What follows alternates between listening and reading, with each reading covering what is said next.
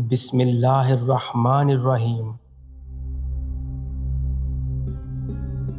ماہرین نفسیات کہتے ہیں اگر آپ کسی ہوٹل، ریسٹورنٹ یا عوامی تقریبات میں چائے پیتے ہوئے عام طور پر گھر پر چائے پینے کی نسبت زیادہ چینی اور دودھ ڈالتے ہیں تو آپ کے بدعنوان اور کرپٹ ہونے کے زیادہ امکانات ہیں۔ اگر آپ پبلک واش روم میں گھر کی نسبت زیادہ ٹیشو پیپر استعمال کرتے ہیں تو آپ کے اندر ایک چور چھپا بیٹھا ہے کہ اگر آپ کو کوئی موقع مل گیا تو آپ ضرور چوری کریں گے۔ اگر آپ انہی جگہوں اور تقریبات میں اپنی پلیٹ میں بھوک اور ضرورت سے زیادہ کھانا محض اس لیے ڈالتے ہیں کہ اس کا بل کسی دوسرے کی جیب سے جا رہا ہے تو آپ فطرتاً لالچی ہیں۔ اگر عام طور پر آپ قطار کو توڑ کر آگے جانے کی کوشش کرتے ہیں تو اگر آپ کو کوئی طاقتور عہدہ دیا جائے تو اس بات کا پورا امکان ہے کہ آپ اپنی حیثیت کا ناجائز فائدہ اٹھائیں گے۔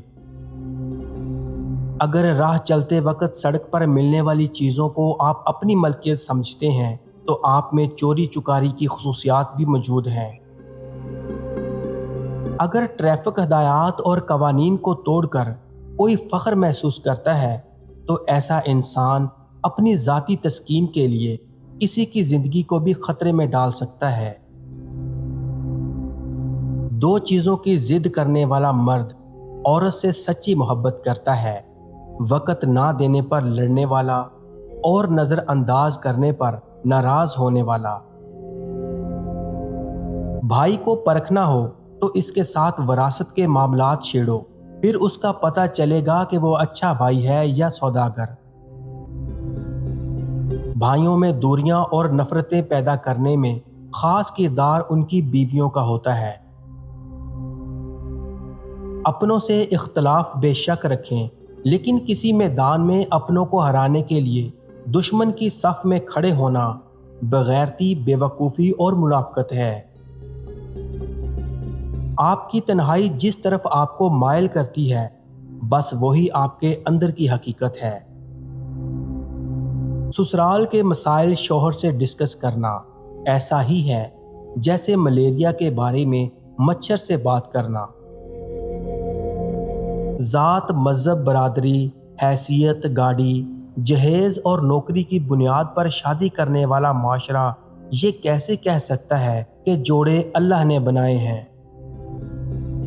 90% لوگ جو باتیں میسج میں لکھتے ہیں وہ آپ کے سامنے نہیں کر پاتے۔ خواب میں مرنے کے فوراً بعد ہماری آنکھ کھل جاتی ہے کیونکہ ہمارے دماغ کو نہیں پتا کہ مرنے کے بعد کیا ہوتا ہے۔ زیادہ کھانا کھانے والوں کا دماغ عام لوگوں کی نسبت بہت سلو ہوتا ہے۔ ایک اچھے انسان کو باہر کے لوگ ہمیشہ عزت دیتے ہیں مگر گھر میں اس کی کوئی ویلیو نہیں ہوتی۔ اگر انسان کوئی بھولی ہوئی چیز آنکھیں بند کر کے یاد کرے تو جلدی یاد آ جاتی ہے۔ جب بھی آپ کو غصہ آئے تو آپ آئینے کے سامنے چلے جائیں، بہت ہی زیادہ چانسز ہیں کہ آپ خود کو آئینے میں دیکھ کر ہنس پڑو گے۔ جو لوگ اپنے دماغ کا استعمال کم کرتے ہیں وہ اپنی زبان کا استعمال زیادہ کرتے ہیں۔ جو شخص ہر وقت انگلیوں کے کڑاکے نکالتا رہتا ہے وہ اپنی زندگی میں بہت مایوس ہوتا ہے۔